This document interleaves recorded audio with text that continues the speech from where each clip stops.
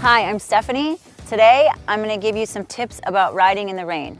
The idea of riding in wet weather makes a lot of new riders nervous, but with a few common sense precautions, you'll be prepared. So let's say we have rain ahead.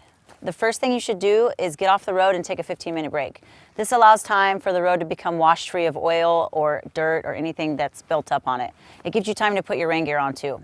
My first tip for riding in the rain is to keep yourself dry. If you get soaked, you'll be miserable, and that'll distract you from all the things that you need to do. So you want a good rain suit. They come in all kinds of styles and materials. The more expensive ones offer better breathability, which means more comfort. A one-piece rain suit gives you seamless protection from the rain, or you may prefer the flexibility of a two-piece suit like this. It's harder for drivers to see you in the rain, so you want gear with high-vis colors and reflective highlights. You'll also be happier in the rain if you've invested in some good weatherproof boots. If you don't trust your boots to keep your feet dry, you can always put plastic bags over your socks. And waterproof gaiters are super handy for keeping the rain from running into your boots.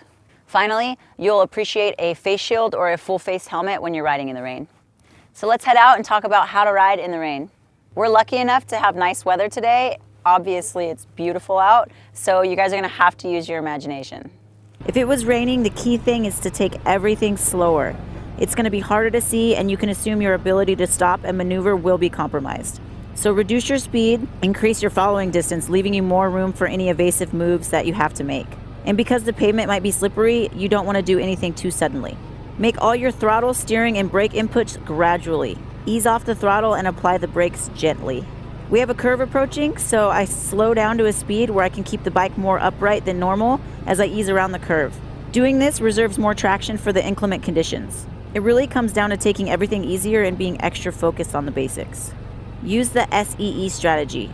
Search down the road and evaluate potential hazards, giving yourself as much time as possible to calmly execute any maneuvers you need to make. Remember, some surfaces like manhole covers, bridge decks, painty crosswalks, and railroad crossings may be slippery in wet conditions.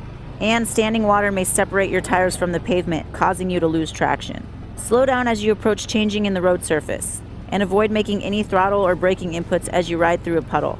Finally, know your limits. If you feel safer waiting out the rain, finding a convenient place to have lunch is always an option. And as always, guys, enjoy the ride.